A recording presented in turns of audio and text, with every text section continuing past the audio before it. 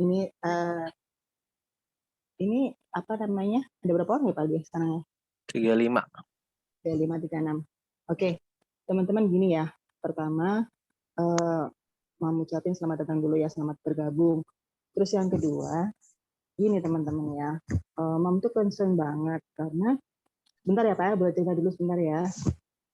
Kenapa sih Mam itu selalu apa namanya ngajakin untuk belajar karena dari DM yang masuk itu rata-rata kebanyakan teman-teman itu udah action duluan gitu, udah beli, udah buy, udah sell, udah buy, udah sell sementara yang basic-basic itu belum kepegang gitu kan. Nah, alhasil kan banyak yang curhat, yang cut loss lah, yang uang SPP-nya, yang mahasiswa uang SPP-nya kepake, ada yang uang tabungan keluarga kepake gitu loh. Nah, Mam tuh concern banget di situ. Udah gitu kan di luar itu kita nggak tahu ya, banyak juga yang dalam tanda kutip mengaku guru saham, tapi nanti ujung-ujungnya endingnya apa namanya teman-teman tuh nggak dapat apa-apa, udah bayar mahal gitu kan. Tuh, nah berdasarkan pengalaman Mam selama ini, makanya kenapa Mam itu pengennya kalian tuh stop dulu deh, belajar dulu yang benar, ketemu guru yang benar, ketemu komunitas yang benar. Ntar kalau udah kuat basicnya nggak apa-apa mau gaspol gitu. Jadi apa namanya? Kenapa Mam recommended ke Aldi karena ya selama ini Mam juga udah beberapa kali ke kelasnya ya. Jadi insya Allah lah Mam recommended lah. Oke, tanpa banyak ini kita langsung mulai aja ya Pak Aldi ya. Boleh dilanjut Pak Aldi, monggo silahkan. Oke, bismillahirrahmanirrahim. Assalamualaikum warahmatullahi wabarakatuh. Selamat malam Bapak Ibu semua. Mudah-mudahan dalam keadaan sehat walafiat semua. Saya nggak tahu hari ini mau diapain. Tadi kalau dengar ngobrolannya ya, saya cuma minta untuk nyampein materi ke Bapak Ibu semua tentang gimana sih cara survive di bursa saham. Dan mudah-mudahan sih jadi kayak apa ya, pegangan pijakan buat Bapak Ibu semua sebelum nanti melangkah lebih jauh. Dan coba saya share screen dulu sebentar. Oke, present. Oke, ini sudah tampilannya slide kan ya? Halo? Udah. Udah ya, oke. Oke, bismillahirrahmanirrahim. Selamat malam Bapak Ibu semua. Perkenalkan saya Aldi Agustian. Saya founder dari Cuan Dari Saham yang sudah hampir ya setahun setengah yang lalu Cuan Dari Saham terbentuk awal dari grup bercanda-candaan doang dengan teman-teman kuliah. Hari ini sudah ada 2.700 something membernya. Terus beberapa hari yang lalu sempat dikontak oleh Ibu Lucy untuk ngobrol-ngobrol ke Bapak Ibu semua di saya apa namanya grupnya Mem Trader ya. Iya. Ya dia ikutin grupnya Mem Trader untuk ngobrolin tentang gimana sih tentang life hack sustainable growth in market. Ini bukan ngomongin kita nge-hack hidup kita ya, tapi bicara tentang bagaimana simpelnya begini. Bursa saham itu adalah tempat ya kalau dibilang kapitalis ya kapitalis banget karena mazhabnya adalah mencari profit sebesar-besarnya dengan cara selegal-legalnya. Karena kan kalau kita ngomongin saham pasti sudah ada regulasi yang mengatur. Bapak Ibu semua mungkin sudah pernah tahu lah regulasinya ada apa aja. Diatur oleh Bursa Efek Indonesia dengan perusahaannya yang mengatur itu dengan anggota bursanya sekuritas yang Bapak Ibu pakai semua. Terus yang kedua juga nanti ada teman-teman OJK yang menjaga bagaimana transaksinya sesuai dengan kaidah mereka. Terus juga ada dari teman-teman dari perbankan yang Bapak Ibu semua pakai RDN-nya dan beberapa ada yang terregulasikan masuk ke indeks syariah dengan ada Dewan Syariah yang setiap bulan melakukan rekonfirmasi dan konfirmasi terhadap saham-saham yang masuk dalam bursa indeks di syariah. Nah, ketika kita ngomongin ini konsepnya adalah tempat kapitalis, maka ya pasti ada banyak cara intrik yang masuk di bursa saham itu. Entah caranya baik, entah caranya buruk, atau kita yang nggak sadar caranya ini bermain di mana. Jadi kayak pembatasnya, baik dan buruknya Bapak Ibu tidak pernah tahu nih, oh saya lagi kondisi sahamnya begini, sedang lagi bermainnya buruk, oh sahamnya lagi baik. Nah, karena tidak tahu pembatas itu, Ya, banyaknya orang-orang yang terjebak akhirnya mengalami kerugian di bursa sahamnya karena dia menganggap bahwa ini adalah cara terbaik versi mereka, bukan versi market yang mau. Nah, konsepnya bagi saya adalah karena regulasinya sudah ada. Lalu tugasnya saya, Bapak Ibu semua, tinggal fokus bagaimana bisa menumbuhkan portofolionya agar terus bertumbuh tanpa melanggar regulasinya. Nah, tanpa melanggar regulasinya dan ikut permainannya. Ketika ikut permainannya adalah kalau emang lagi waktunya saham itu dinaikkan kita ikut, ketika saham itu lagi turunkan maka kita nggak usah ngikut karena lagi diturunin ngapain ikut jadi pahlawan. Nah, hari ini saya diminta membawakan materi sustainable growth. Kenapa sustainable growth? Ya kalau kita ngomongin dalam jangka panjang selalu ada pilihan-pilihan yang harus Bapak Ibu ambil. Entah pilihan yang pertama dengan style tradingnya, karena di saham ini adalah style trading ya. Entah Bapak Ibu menjadi investing yang melihat bagaimana laporan keuangan sebagai pijakan membeli dan memilih sahamnya dengan menggunakan PER, VVP, dan lain-lainnya. Ya itu boleh-boleh aja. Jadi kalau Bapak Ibu semua berfokus untuk jadi seorang investor, atau mau gayanya seorang swing trader yang bagaimana mencari setiap ayunan, beli di lembah, jual di atas, atau beli jebol di lembah, lembahnya nanti jual di gunung yang lebih atasnya. Kita nge-swing, kita mengikuti bagaimana ayunan harganya dengan time frame, dengan waktu yang jauh lebih panjang. Bisa 3 hari, bisa sepekan, bisa 1 bulan. Yang penting tidak lupa untuk menjualnya ketika hijau. Dan ketiga yang mungkin Bapak Ibu semua boleh mengikuti dalam konsepnya adalah scalping trading, yaitu beli dalam tempo yang singkat. Bisa detikan, bisa menitan, bahkan ya sampai maksimal ya 1-2 harian. Kalau emang ingin jadi scalping trader. Nah, ketika kita ngomongin ketiga pilihan tadi, maka sustainable growth-nya ini harus Bapak Ibu pilih. Ya, tidak semua bisa dilakukan dalam satu waktu. Maksudnya bagaimana? Mas aku hanya ingin jadi investing saja plus dengan scalping trading. Pasti nanti ada tabrakan kepentingan. Yang satu ngeholdnya dengan gayanya melihat laporan keuangan, membandingkan rasio-rasio keuangan yang menurut mereka bagus. Yang satunya lagi dengan gaya kadang-kadang melupakan rasio itu, membeli karena ada kepentingan saham itu lagi naik saja. Nah, jadi nanti kita akan akhirnya memutuskan sendiri. Nyamannya di mana? Memilih sahamnya ataupun memilih pilihan tradingnya seperti apa, ataukah ingin jadi investasi saja karena Bapak Ibu sibuk untuk bekerja. Nah, dari situ muncullah slide yang kedua, bahwa di saham itu tidak boleh polos-polos banget. Kenapa tidak boleh polos-polos banget? Karena ini dunianya kapitalis, pasti ada orang yang punya kepentingan dalam setiap saham. Kalau bahasanya saya begini, di saham itu ada 2 komponen dasar yang akan bekerja. 1, orang yang punya kesabaran. Yang kedua adalah orang yang punya strategi trading yang berbeda-beda. Oke, kenapa kesabaran ini penting ada di saham? Ya, kita tidak inginlah kita beli suatu saham itu yang sudah di pucuk-pucuknya, akhirnya tertinggalan gerbong. Dalam konteksnya kita dianggap sebagai tempat cuci piring, atau terkadang strategi kita hanya ugal-ugalan. Sono bilang A, sini bilang B, situ bilang C, dengan strategi yang beda-beda. Yang sana pakai indikator A, yang sana pakai indikator B, yang sana indikator C, yang sana ikut grup A, terus nanti siang ikut grup B, terus nanti sore ikut grup C.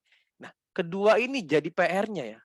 Kenapa keduanya jadi PR? Iya, sabar dan strategi orang itu pasti berbeda dan pasti selalu saja ada orang yang FOMO.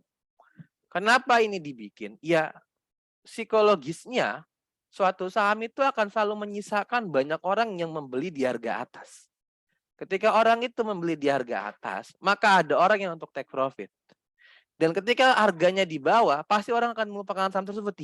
Sahamnya bikin orang takut dan lain sebagainya. Nah, dalam konsep sabar dan strategi ini nanti akan panjang kalau dibahas lebih dalam. Oke, kalau kita bahas sesingkat-singkatnya gini aja. Kalau nanti dalam jangka panjang Bapak Ibu trading akan dihadapkan dengan banyak kompleksitas. 1, apakah ini rumornya sahamnya akan dibikin naik? news-nya akan yang keluarin yang bagus-bagus semua, ataukah nanti dengan aksi korporasi saham ini akan bikin terus-terusan naik dan lain sebagainya. Kompleksitas ini nanti kan Bapak Ibu kan belajar bagaimana menemukan strategi yang paling baik dan menempatkan kesabaran sebagai rangkaian proses bagaimana menumbuhkan portofolionya. Oke. Kita ingatlah tahun 2021 lalu ada salah satu seorang ustadz yang lumayan familiar. Mungkin ada yang angkatan-angkatan tahun 2021. Sebut saja ustadz itu dengan inisialnya UYM. Tiba-tiba muncul ke permukaan di bursa saham. Mengajak membeli 3 emiten di bursa saham yang harganya rata-rata di 50 perak. Satu adalah Real, kedua adalah Pura, yang ketiga adalah WOS kurang lebih ya. Atau TOPS yang terakhir itu. Pokoknya ada 3 atau 4 emiten yang dia ceritakan bahwa akan naik. Termasuk juga sempat pada waktu di awal-awal sebelum disuspend Garuda Indonesia juga sempat dia mempom-pom Garuda Indonesia. Oke, kalau Bapak Ibu percaya dengan orang yang hanya tahu membeli tidak tahu kapan menjual dan akhirnya kita ternina-bobokkan bahwa yang menceritakan saham tersebut adalah seorang ustadz. Dan ustadz itu tidak punya kepentingan terhadap sahamnya. Dia beli ataupun tidak, kita pun tidak tahu. Di momen tertentu emang sahamnya naik. Tapi after the next, kalau Bapak Ibu lihat lagi kembali harga sahamnya hari ini, Real pun kembali ke harga 50 perak, Pura pun kembali ke 50 perak, terus Garuda Indonesia pun suspend, WOS itu pun kembali 50 perak, TOPS pun kembali ke 50 perak. Maka saya bilang, janganlah polos-polos banget. Karena nanti akan selalu banyak orang yang men-influence Bapak Ibu semua di bursa saham, tapi tidak bisa memberikan bagaimana positively terkait dengan growth portofolionya. Maka tugas di sini ketika tidak jadi polos, bagaimana kita harus menjadi seorang yang mandiri. Kalau detik ini Bapak Ibu tidak mandiri, ya yuk pelajari pelan-pelan. Bagaimana market itu bekerja dan kita akhirnya tahu prosesnya saya lagi ada di mana dan saya harus melakukan apa. Oke, berikutnya adalah kalau hukum bagaimana dalam rangkaian rantai makanan kita ingat kali ya. Dari yang paling bawah terus memangsa yang lebih tinggi, memangsa yang lebih besar lagi, terus memangsa yang lebih besar lagi sampai rantai yang paling atas. Ya, kalau selalu pasti banyak orang yang berkepentingan di bursa saham ini. Ada emiten yang salah satu ataupun sebagian pemiliknya ingin menjadi orang kaya, gitu, ataupun ada salah satu pihak juga bagaimana bandar menciptakan psikologis harga-harga sahamnya naik. Terus juga ada salah satu kepentingan ketika itu berkaitan dengan negara, maka dia akan ada kepentingan juga entar politik ataupun modal kampanye dan lain sebagainya. Karena banyak orang yang berkepentingan bermain di bursa saham, kalau Bapak Ibu tidak tahu bagaimana flow step by step-nya, bagaimana alur bekerjanya suatu saham, maka bisa dipastikan sih, kita hanya menjadi seorang yang ada di lautan, tapi nggak tahu kemana arah mata anginnya. Mau ke utara nggak tahu, mau ke selatan nggak tahu. Yang kita tahu adalah nanti ujungnya DN-nya lah. Kok portoku merah terus-terusan nih? Karena kita nggak tahu kepentingan di balik itu. Ya, kalau kita bilang ini on proses dalam jangka panjang sih saya bilang juga. Kalau Bapak Ibu berprosesnya dengan konsep bagaimana menumbuhkan portofolio, seharusnya pas pertama kali keterjun ke bursa saham, belajar dengan modal yang seminim-minimnya, dapatkan cuan yang sekecil-kecilnya, biar kita tahu bagaimana market itu bekerja. Kalau sudah bisa mendapatkan kenyamanan, silakan gunakan tadi kenyamanan tadi jadi rule tradingnya Bapak Ibu dalam jangka panjang. Oke. Dari sini, karena semua punya kepentingan, Bapak Ibu pun juga punya kepentingan. Ya dong, kalau Bapak Ibu masukin uang di saham kan uang benaran kan, bukan uang monopoli. Maka kalau Bapak Ibu punya kepentingan, jadi kita akhirnya perlu belajar bagaimana kepentingan kita pribadi pun bisa direspon oleh market, harga yang saya pilih, emiten yang saya pilih bisa menghasilkan cuan. Kalau sampai detik ini belum bisa menemukan bagaimana the best method dan rule yang Bapak Ibu temukan, yuk terus belajar lagi karena rangkaiannya masih panjang. Tidak pernah ada kata terlambat dalam menentukan metode terbaik di bursa saham kita. Oke, lanjut. Konsepnya, karena semua ini membawa permainan dan Bapak Ibu pun ikut terlibat permainan di saham ini, dan sebagian orang menganggapnya main-main, sedangkan sebagian yang lain menganggapnya adalah bisnis, maka saya akan pindah ke kuadran yang kedua. Saya akan menganggap ini sebagai bisnis. Oke. Ketika menganggapnya sebagai bisnis, hal yang paling mendasari kalau Bapak Ibu terjun ke bursa saham adalah jangan pernah membawa harapan. Kenapa? Kalau kita membawa harapan di saham, kita akan selalu punya alasan-alasan denial dengan posisi yang kita punya. Baru tersadarkan ketika, oh iya ya, portofolioku sudah minus 30%, minus 40%, dan lain sebagainya. Bapak Ibu harus ingat semua. Kenapa harus diingat adalah, ini gamenya adalah asymmetrical. Kenapa asimetris? Kalau Bapak Ibu loss-nya hari ini di angka floating loss-nya misalkan di angka 50%, maka adjust untuk balik BEP aja itu harus dapetin cuan 100%. Simpelnya begitu, bener kan?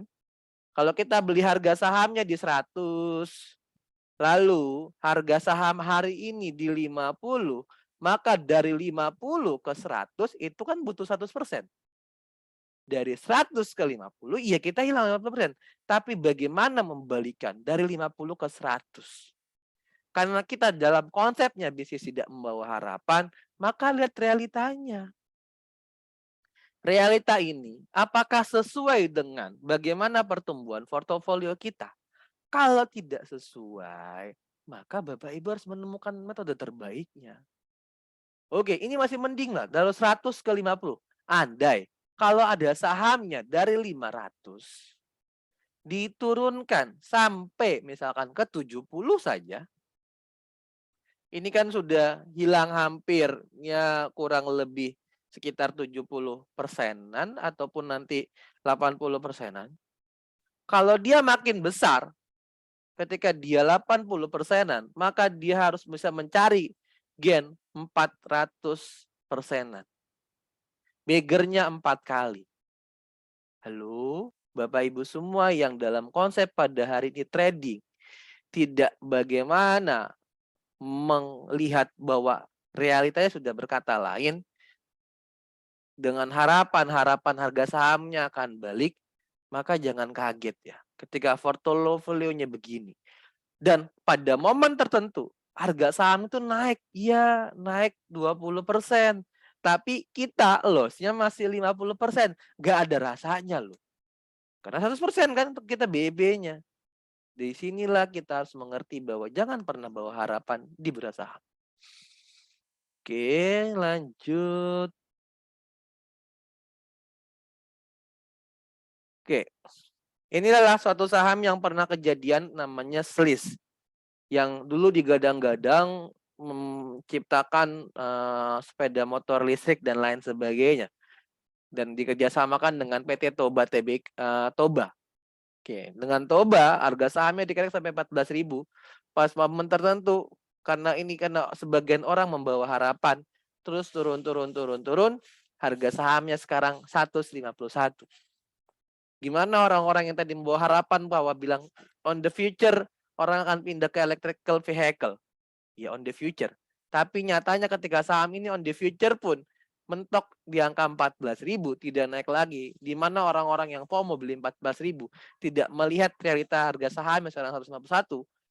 Berarti kurang lebih portofolio sudah minus 93%-an lebih. Kebayang 93%-an lebih, dia harus bisa ngembalikin ya minimal kurang lebih hampir 15.000 atau 11.500% untuk balik ke harga dia beli. Berat ya. Ya itulah beratnya. Kalau Bapak Ibu tidak menempatkan posisi melihat realita. Yang hari ini Bapak Ibu semua yang di portofolionya masih minus 20, masih minus 30, waktu awal-awal dia minusnya masih 2, 3, 4, pasti bawa harapan. Ketika sudah bawa harapan, minus 20, 30 akhirnya lupa. Wah, kok portofolio aku dalam ya? Gimana ngebalikinnya? Kondisinya sudah kena mental dan lain sebagainya. Ini yang berat. Oke, berikutnya.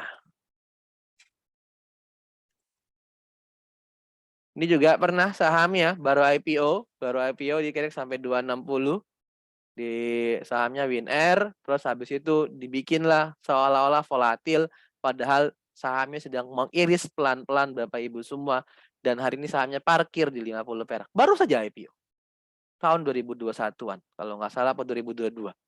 Baru IPO, membawa harapan bahwa saham ini baik di bursa saham. Nyatanya kalau kita tidak bisa melihat ini adalah suatu harapan, realitanya kegocap kan sedih ya akhirnya. Oke. Nomor 2. Karena tadi kita beranggap ini adalah bisnis, maka suicide is when you enter the market without knowledge and preparation. Jadi seolah-olah kita hanya bunuh diri aja di bursa saham ini. Kalau kita masuk ke market tanpa ada pengetahuan dan persiapannya. Kenapa tadi? Karena setiap orang punya kesabaran dan strategi yang berbeda-beda. Terus kita masuk layaknya orang sedang berjudi. Tidak ada bekal yang siap dan tidak ada ilmu yang menyertainya. Maka kita siap untuk jadi orang dipenggal kapanpun aja. Kalau bahasanya sahamnya mungkin entah dikarungin, entah diguyur, entah apapun itu istilahnya.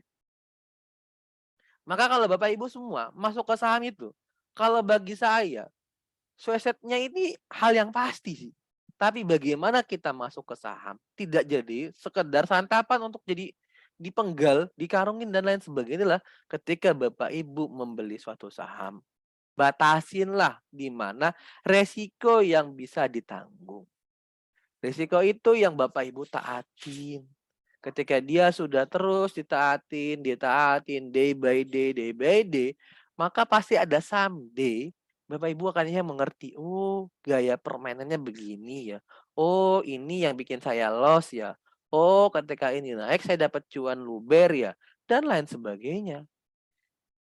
Yang hari ini masuk ketika di bursa sahamnya tiba-tiba hanya melihat di tahun 2021 fasenya bullish-bullishan, ya silakan 2020, 2021 awal ya masih bullish-bullishan.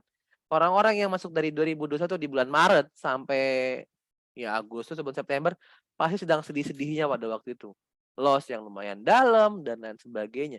Karena dia mungkin menganggap kok susah ya di market ini ya. Ya karena tidak pernah belajar.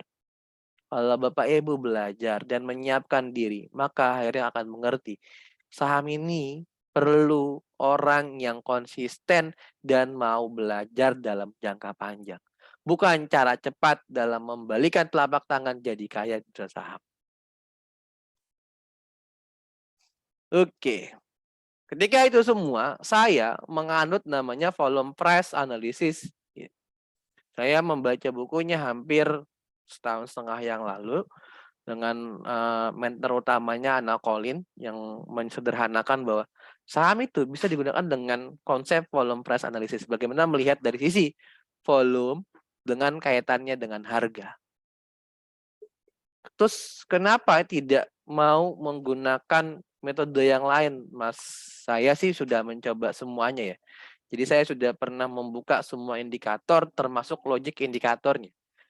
Apa itu moving average, apa itu MACD, apa itu RSI, apa itu stokastik, apa itu Elliott wave, apa itu parabolic SAR, apa itu Bollinger Band, apa itu Ichimoku, dan lain sebagainya.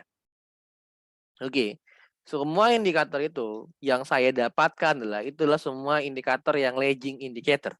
Jadi dia nge-lag dulu. Ya. Ketika dia nge-lag, ketika terbentuk harga, baru muncul namanya indikator mereka. Oke. Dari indikator itu, cuman bisa memprediksi suatu harga saham akan naik kemana. Oke. Ketika harga sahamnya akan naik kemana, dia tidak pernah memberikan sign bagaimana harga saham itu akan turun ke bawah pada waktunya. Dia cuman terbentuk dulu harganya, dia ngeluarin sign-nya, oh iya ntar sahamnya akan naik karena A, B, C, D conditionnya sudah terbentuk berdasarkan indikator tersebut.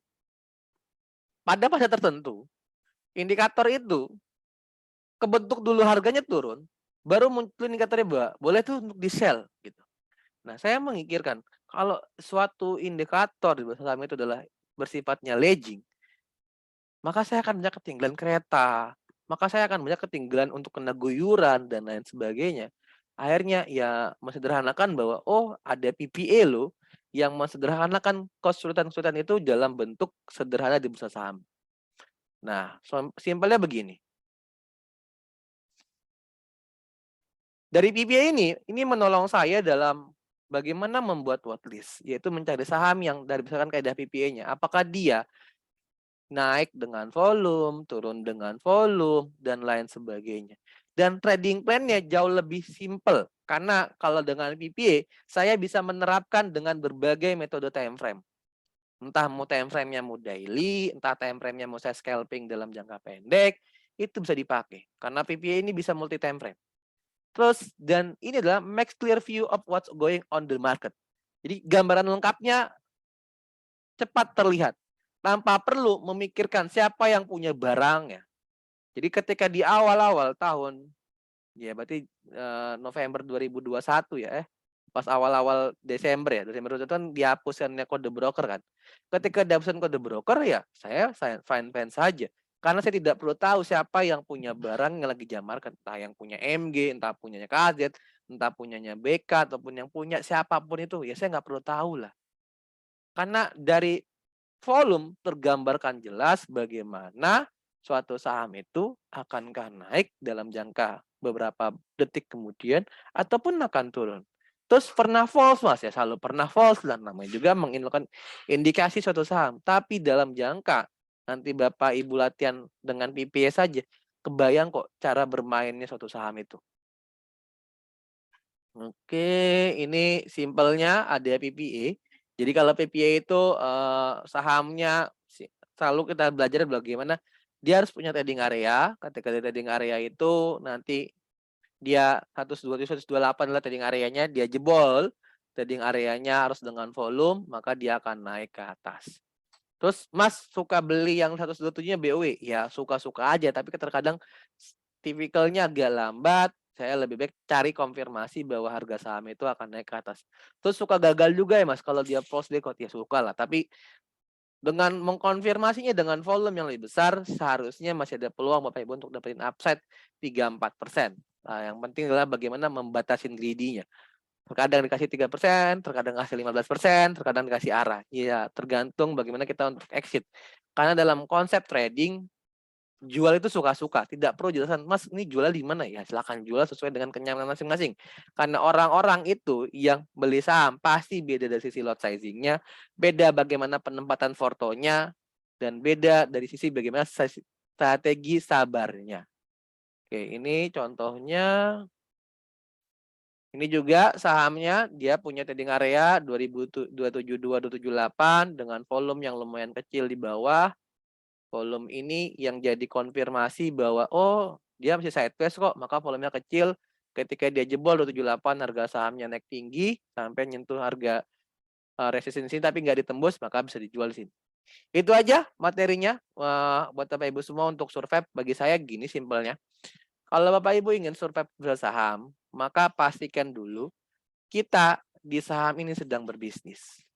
Ketika sedang berbisnis, maka selalu ada konsep dalam bisnis itu namanya mitigasi risiko. Bagaimana mengatur risikonya kita biar tidak kehilangan uang lebih banyak, maka itu Bapak Ibu atur di saham itu. Kalau kita menempatkan risiko di awal, maka nanti reward yang akan menemani. Bukan dibalik. Kalau Bapak Ibu menempatkan bagaimana di awal itu adalah mencari reward, maka nggak kelihatan risikonya. Pas udah minusnya dalam, baru nyadar, oh iya ya, aku nanggung risiko yang lumayan besar. Itu aja, Bu Lucy, makasih materinya. Monggo saya kembalikan ke panggungnya. Terima kasih Pak Aldi. Pak Aldi boleh buka QA nggak? Boleh, Mbak. Sampai malam juga nggak apa-apa, temenin. Ada yang mau tanya nggak teman-teman? Monggo silakan. Via chat atau langsung Pak Aldi? Bebas. Kalau chat tolong dibacain. Bentar ya. Silakan kalau mau pakai mic juga boleh, open mic aja juga boleh lah. Selain saya kenalan.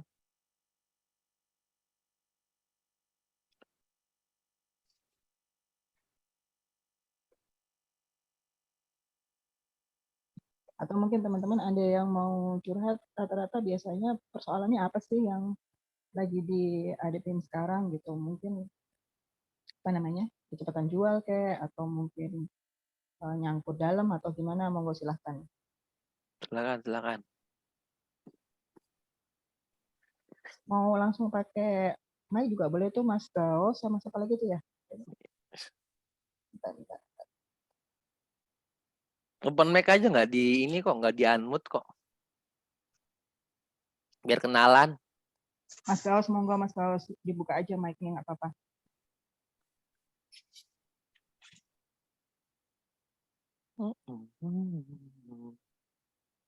Nggak ada yang malu-malu ya. Oh, masih malu. Oke, aku bacain ya. Mas Gaus ini nanya nih, Pak Aldi. Mas izin bertanya, jadi area buy itu di area trading ya? Jangan ketika naik baru buy. Terima kasih. Monggo silahkan.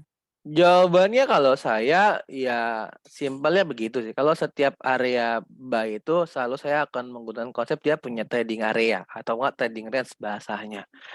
Ketika dia punya trading range, maka saya punya dua konfirmasi kan. Inilah Bapak Ibu semua. Di saham itu kan kalau membeli kan cuma dua pendekatan kan. Tidak ada pendekatan ketiga dan keempat. Pertama adalah belinya kalau dia tertahan di support berkali-kali, maka disilakan dengan namanya buy on weakness. Maka dia beli di tempat weakness-nya. Jadi tertahan. Maka kalau dia jebol ke bawah, ya Bapak Ibu boleh stop loss dulu, nggak cut loss dulu. Karena posisi weakness-nya sudah terjebol. Takutnya kalau Bapak Ibu ketika weakness-nya terjebol ke bawah, terus tidak melakukan stop loss, kan nggak tahu ya di mana fase pemberhentiannya. Takutnya dia berhenti di gocap, akhirnya Bapak Ibu nyangkutnya lebih dalam. Oke. Yang kedua adalah kita belinya buy on breakout. Jadi ketika dia jebol trading areanya.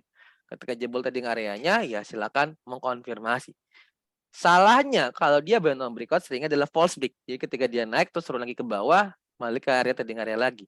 Ya, semua opsi itu selalu punya kepentingan masing-masing ya.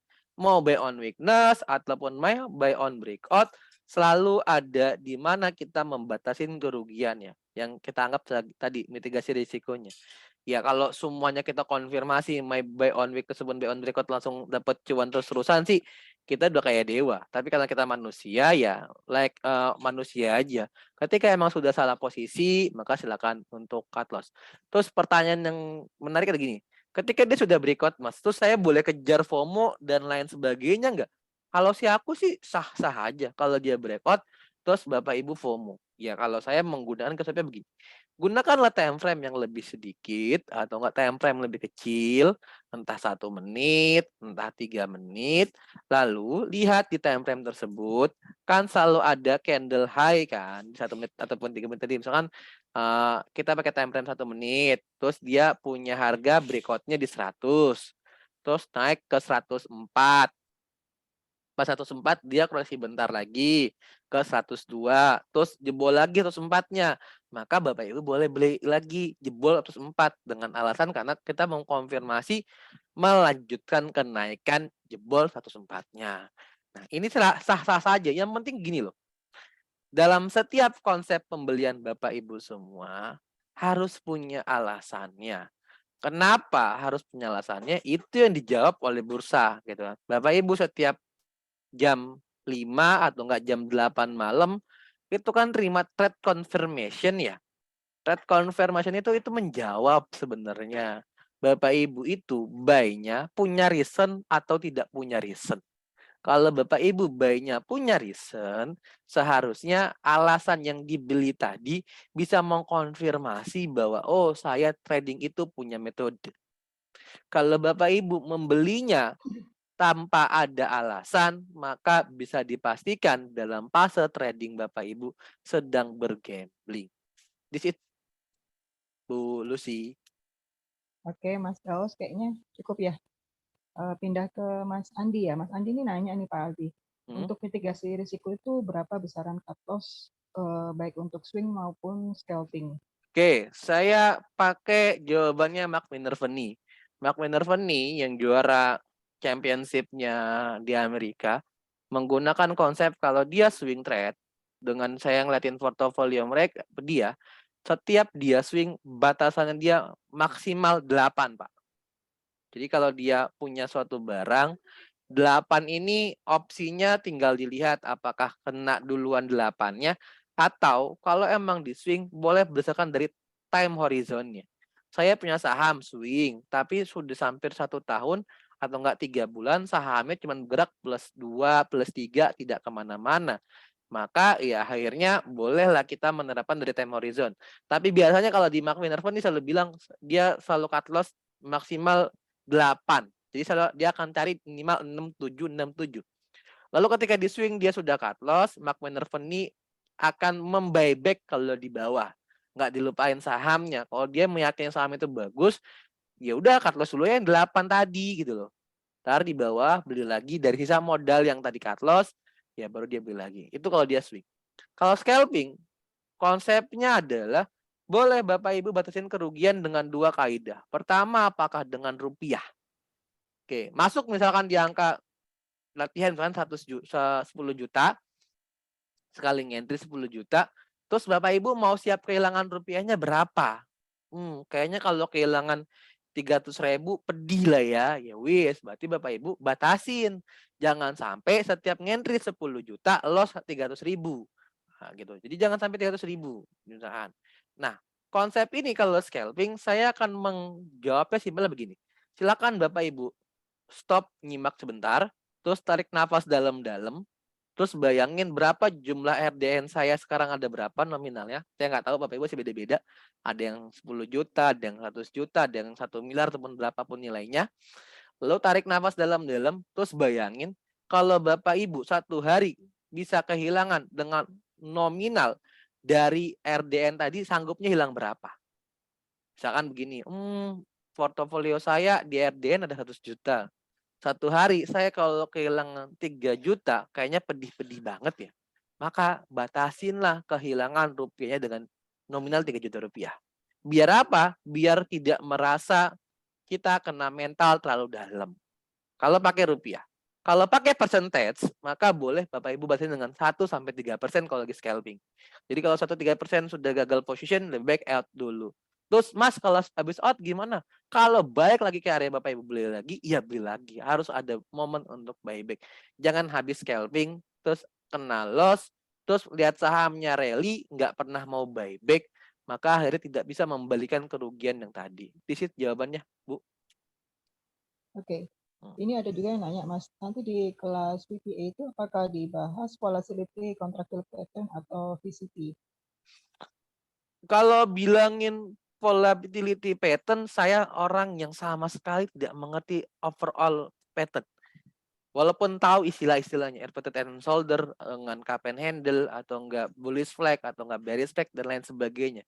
Karena kalau saya membaca bukunya Colin overall, simpelnya dia, kalau kita lihat rangkaian bukunya yang 400 halaman itu cuman bilang gini, suatu saham itu hanya cuman melihat dengan, karena dia akan di forex ya, tinggal lihat bagaimana trendline kalau enggak support and resistance-nya saja. Kalau emang meyakinin support resistance itu sudah cukup dengan jebol konfirmasi volume, ya silakan. Tapi kalau Bapak Ibu semua di luar sana mengerti dengan pola pattern, ya silakan. Gini loh, konsep berpikirnya sederhana gini. Suatu metode di saham itu seharusnya makin mensederhanakan polanya, maka makin baik Bapak Ibu untuk taat dengan game rule dan rule tradingnya. Tapi kalau Bapak Ibu membikin jadi kayak anak kuliahan dengan menghafalin pola pattern dan lain sebagainya, it's good. Tapi bagi aku, ya kita bukan lagi sedang mengambil sertifikat technical analysis atau enggak ngambil sertifikat security analysis, enggak. Tapi sudah sedang trading. Ya wis lah, sederhanakan metode tradingnya, lalu dapatkan cuannya yang bisa menemukan portofolio. Jadi saya bilang, saya kalau pakai PPA, murni cuman pakai garisan horizontal, yaitu membentuk support and resistance, tanpa memahami pola pattern yang ngejelimet itu. Oke. Oke, lanjut. Asumsi saya sudah masuk di suatu emiten, saya sudah punya posisi. Bagaimana menentukan titik higher high, higher low, dan lower low-nya? Apakah bisa dikasih contoh? Pakai whiteboard aja ya, nggak usah pakai candle-candlean Boleh, lah ya. boleh. Iya, boleh. Oke, ini udah kelihatan kan ya? Halo? Ini whiteboard kan ya? Betul? Ya, Udah Mas, ya. Udah ya? Oke. Kalau konsepnya kita bagaimana menentukan suatu saham dengan higher high higher low, pasti ada polanya. Entah polanya dengan konsepnya gini. Bapak Ibu semua mau pakainya apa? Time frame-nya. Time frame-nya mau jangka pendek ataupun jangka panjang, terserah masing-masing. Apakah time frame pakai daily, entah pakai 30 menitan, entah pakai 3 menitan, atau enggak 1 menitan, silakan lah ya. Ini tidak jadi acuan saya. Lalu Bapak Ibu lihat aja, ketika saham itu masih bikin swing high, lalu dia low di sini, terus dia joget, terus dia naikin lagi, dia joget lagi, terus dia naik lagi, maka bisa dibilang ketika di sini adalah higher low, terus ini adalah bikin higher high, sini dia bikin higher low lagi kan. Nah, lihat dari bawah ke sini low-nya makin tinggi kan. Terus dia bikin lagi higher high lagi di sini kan. Sini higher low lagi, ini higher high lagi. Nah, Bapak Ibu lihat ketika dia konsepnya masih dalam time frame yang lebih pendek ataupun time frame yang Bapak Ibu yakinin dalam punya posisi barang, oh masih terus-terusan naik kok low-nya dan bikin masih membentuk higher high baru, ya boleh temenin sampai posisinya mentok sampai di mana Bapak Ibu nyaman. Kalau udah bikin degup jantung berdegup kencang, ya silakan mau take profit saja. Oke. Lalu dalam konsep di sini, gimana mengkonfirmasi ketika dia membentuk lower low? Ya tarik aja horizontal line di sini. Ketika dia jebol ke area bawah sini, maka kan terbentuk lower low. Dia jebol ke sini, maka terbentuk lower low. Disinilah ketika dia bentuk lower low, banyak yang namanya orang nge-stop loss. Dia akan bergulung-gulungan, berebut untuk keluar exit. Makanya turunnya lebih cepat. Tapi kalau stop loss-nya ini sudah kena semua dan dia berhenti, lanjutin lagi kenaikan ke atas, ya Bapak Ibu boleh masuk lagi. Beli ketika dia masuk ke area trading di sini lagi. Atau jebol bikin higher high baru lagi. Gitu, Bu Lucy jawabannya. Halo, Bu Lucy-nya hilang ya? Oh iya. Apa sih pertanyaannya?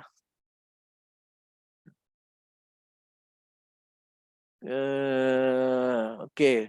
Kak izin bertanya, saya sudah loss hampir 30%. Mau fresh down tidak ada dana. Selain menunggu breakout thesis, ada cara lebih cepat selain cut loss atau terima kasih. Oke. Pernah dagang telur?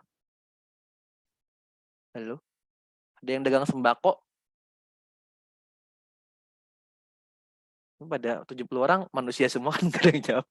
Oke, gini ya Bapak Ibu semua. Jadi kalau kita sudah punya suatu barang, terus mau average down nggak punya dana, lalu dalam konsep tertentu kita mau ngapain lagi ya, mau trading ada dana, saya biasanya akan menggunakan kaidah saya pinjem modalnya sih. Pinjem modal di sini. Misalkan kita punya uang masih ada 10 juta lagi nih. Ya udah jual aja jadikan modal 10 juta tadi gitu. Entah beli saham yang lama, beli saham yang sama, atau beli saham yang baru bebas. Konsepnya kalau beli saham yang sama, simpelnya kayak kita bikin gudang telur.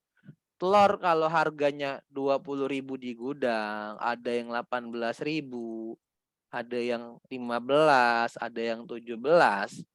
Maka kalau sewaktu-waktu harga harga telurnya di pasaran naik ke, misalkan saya harga telur sekarang 23.000. Oh ya wih, saya mau jual yang ini. Boleh nggak? Oh boleh, saya punya margin dapat 6 ribuan. Oke. Terus harga telur mungkin sekarang sekitar 17.000 turun lagi. Ya udah saya jual yang ini. Masih punya margin 2 ribuan. Terus harga telur sekarang 21. Ya udahlah saya jual ini aja deh, nggak apa dapat 1.000. Ya boleh juga. Saya harga telur 19.500, maka saya jual yang di sini. Oke. Lalu pertanyaannya begini, Mas, kalau harga telur kan di bursanya kita kan OLT kita mengaverage rata-rata ya? Iya benar. Bapak Ibu mau beli di banyak harga, kan average rata-rata. Makanya punya pembukuan terpisah yang memisahkan berapa harga beli dan berapa banyak lotnya. Jadi Berarti harus rajin ya Mas? ya harus Ini ya, rajin catat dicatat. ya. Iya. Misalkan saya punya saham Unilever di harga 6.000 satu lot. Terus saya punya Unilever di 5.400 satu lot. Saya punya Unilever 4.700 satu lot. Saya punya 3.400 Unilever satu lot. Ya kita catatin semua. Nanti tinggal kalau harga sahamnya ke 4.000 ya jual yang 3.400, sudah untung 600 poin. Terus kalau harganya 5.000 jual yang 4.300 tadi dan lain sebagainya. Masalahnya adalah kita tidak pernah melakukan transaksi pencatatan. Kalau emang kita mau maintain sahamnya itu aja. Tapi kalau saham yang itu aja, terus dalam konteks tertentu dia masih rugi, masih downtrend. Ya mau diapain kita melakukan proses kayak beginian? Itu ke bawah kan. Maka pinjem aja modalnya. Entar beliin saham yang lain. Catat adalah lot sizingnya berapa. Dan value-nya. Nanti diinget-inget aja. Value dan prosesnya segitu. Tinggal nanti kita pinjem.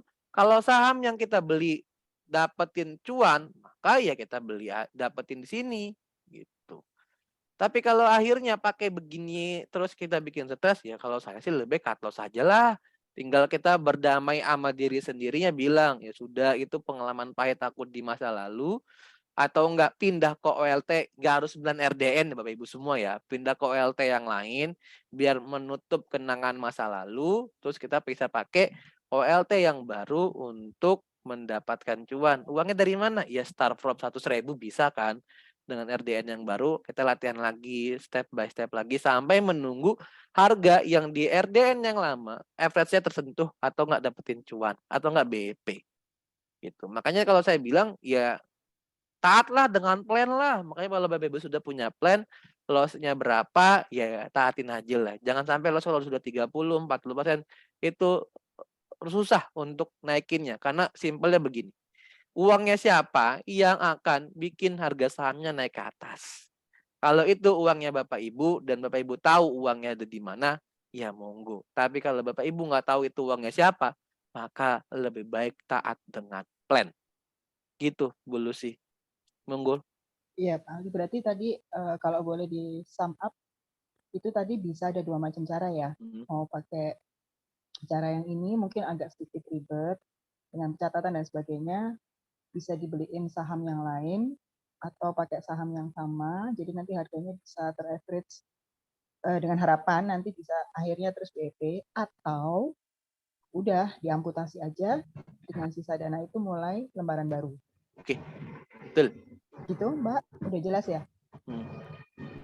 Oke lanjut ya. Ada yang resen tuh.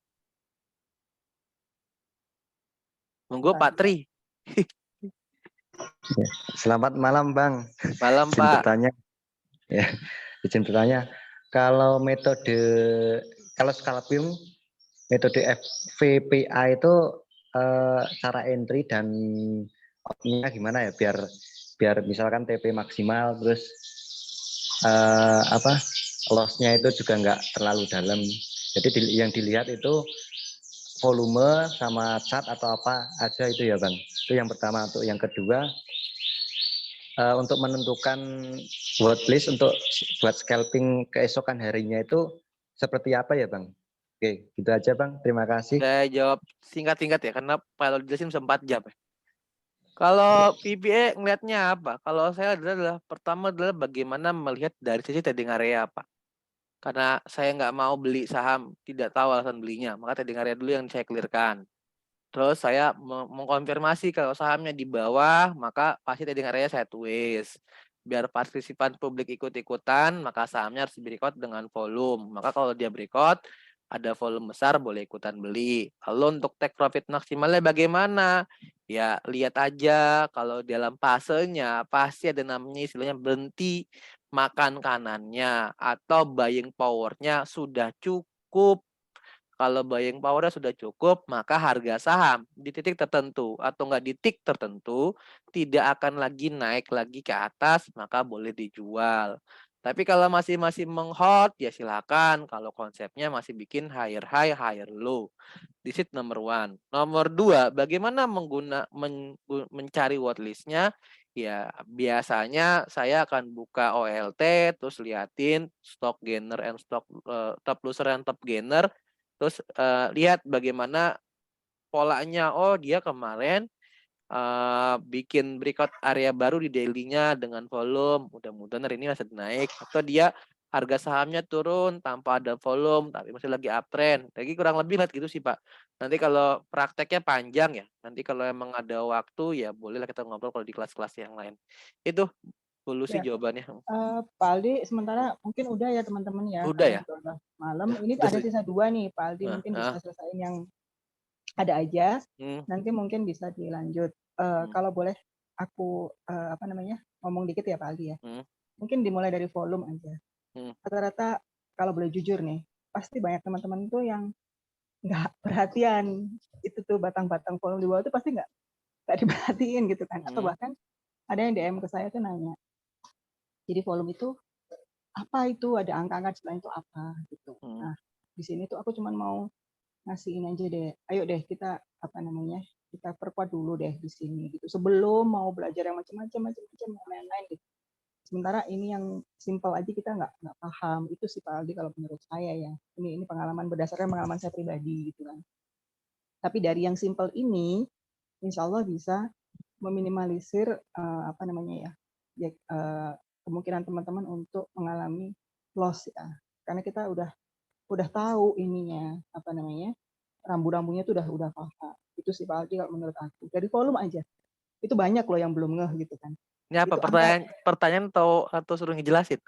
Bukan, maksudku gini Pak Aldi. Kalau bisa mumpungnya ada kelas nih kan ya. Masih basic kan. Intinya di basic ini kan jarang-jarang gitu loh ada kelas yang basic. Pak Aldi kan kelasnya kan udah yang advance semua kan gitu loh. gitu kan. Mumpung ada yang basic. Ayo deh gitu, udah rehat sebentar. Ini diisi dulu tangki tangki ilmunya supaya nanti bisa lari lebih kencang. Itu kalau aku boleh share sih dari pengalamanku juga, karena biasanya itu lari duluan nih Pak, terus kepleset, luka, berdarah, baru sadar. baru sadar gitu kan. Lah mendingan kan kita belajar gimana cara running yang safe gitu kan, supaya nanti runningnya itu enak, enjoy gitu. Itu sih kalau dari aku, kalau saran aku ke teman-teman, karena aku udah pernah ada di fase itu gitu. Ini sudah taubatan nasuha lah intinya begitu. Oke. Pak, terus ini ada tinggal 2 nih Pak. Apa pertanyaannya? Wait. Apa ya? Oh, screening PPA itu yang efektif gimana?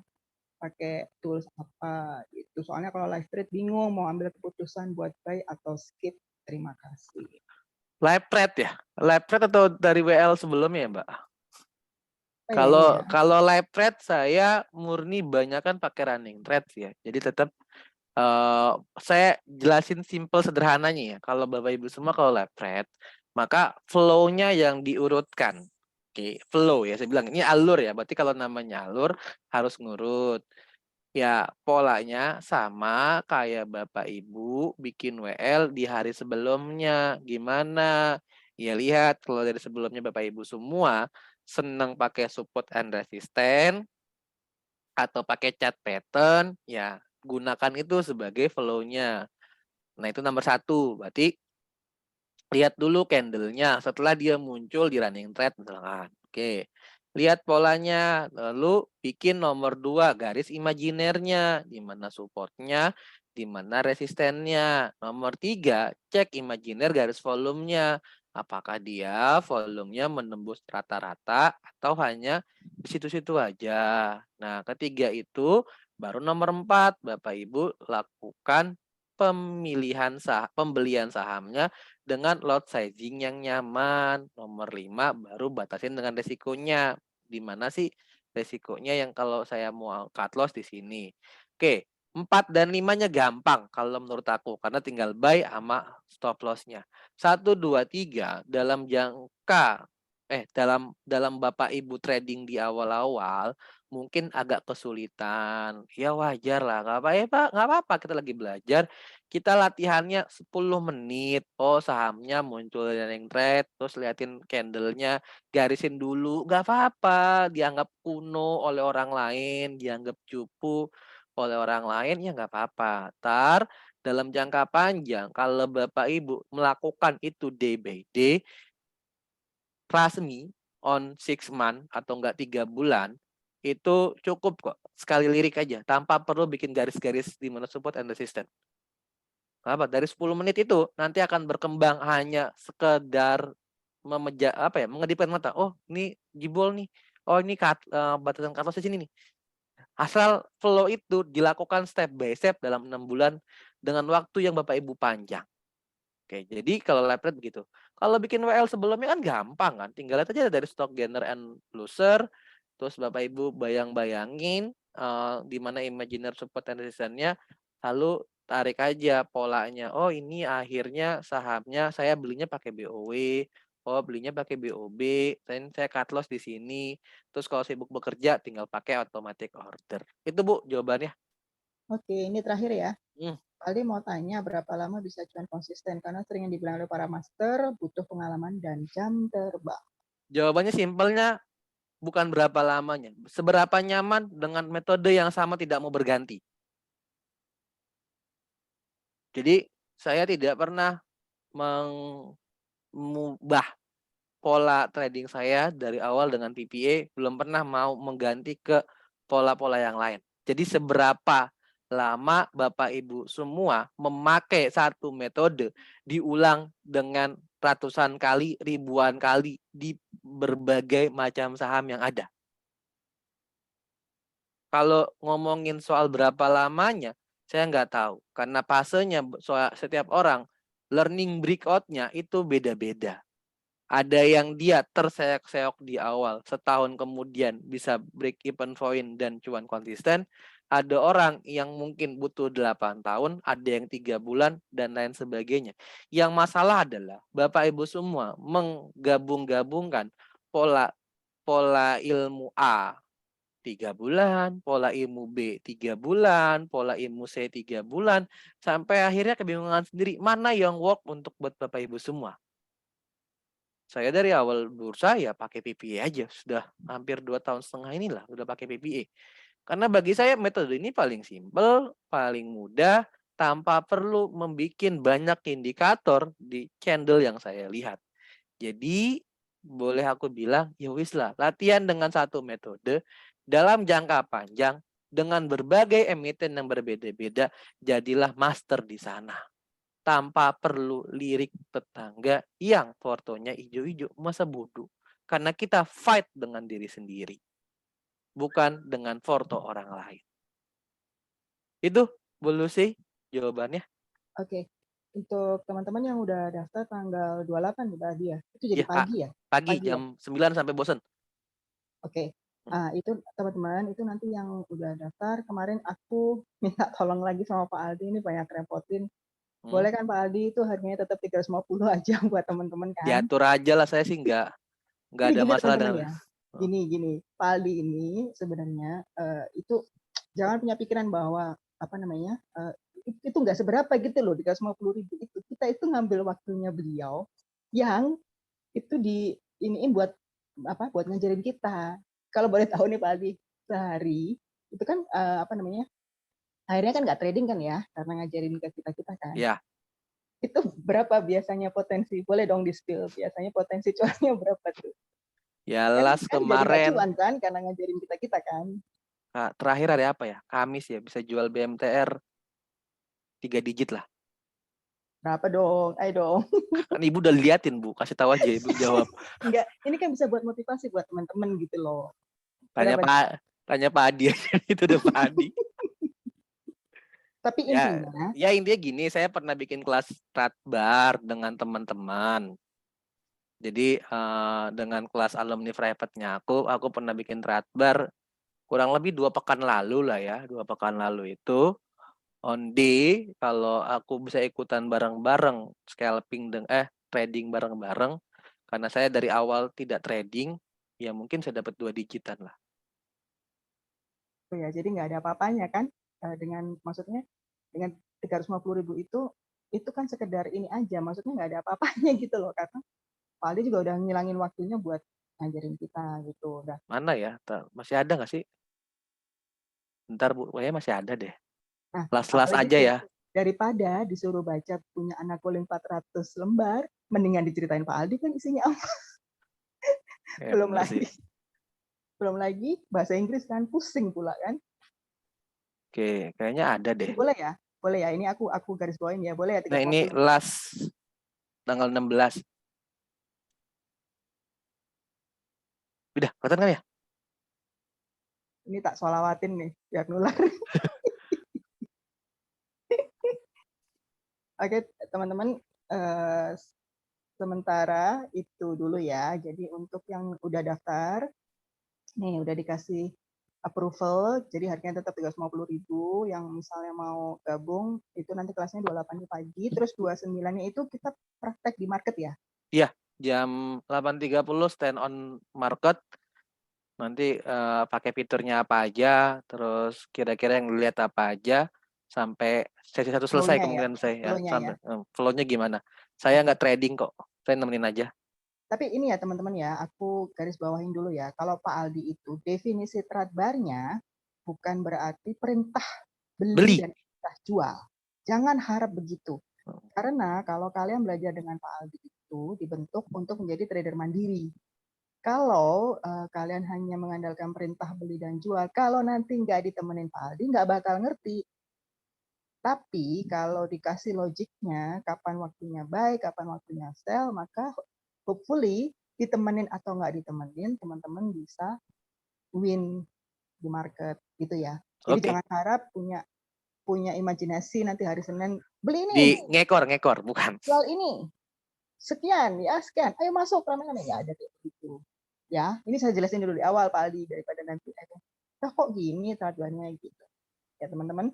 Terus ini Pak Aldi apa yang udah daftar kemarin itu aku bikin grup khusus. Jadi kita belajar dulu lah, sharing-sharing dulu supaya nanti pada saat kelas itu bisa maksimal nanya ke Pak Aldi. Jadi bisa apa ya? Maksudnya pertanyaannya itu lebih banyak gitu kan karena udah tahu sebelumnya. Jadi lebih maksimal lagi belajarnya. Gitu ya teman-teman ya. Sementara itu dulu Pak Aldi terima kasih banyak Oke, waktunya. sama-sama. Teman-teman terima kasih. Semoga ini bisa bermanfaat dan bisa jadi wasilah kesuksesan kalian semua.